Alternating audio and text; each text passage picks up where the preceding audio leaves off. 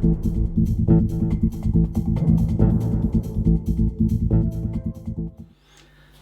buscadors! Anem ara pel node nord a Capricorn, el qual significa que tens el node sud a Càncer, el signe contrari. Això significa el que vares treballar en l'anterior vida, vares aprendre a utilitzar l'energia de cranc.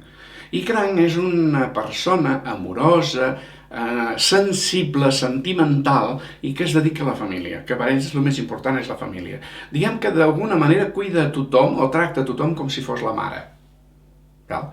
Però això és l'energia que vas aprendre a fer servir com una mare. Vale, molt bé. En l'anterior vida.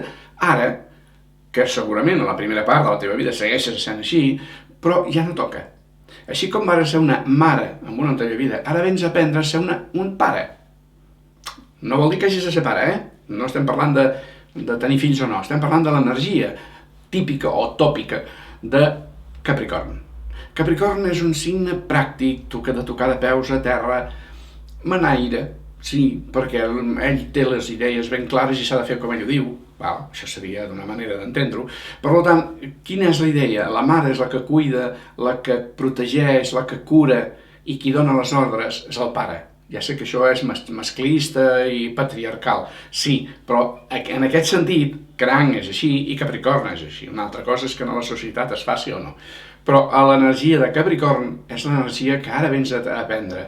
Deixa't de sentimentalismes, no facis tant de cas de les teves emocions, fes més cas de la teva ment, sigues més pràctic, toca de peus a terra i vulgues aconseguir objectius. Objectius pràctics, concrets, materials d'aquesta terra.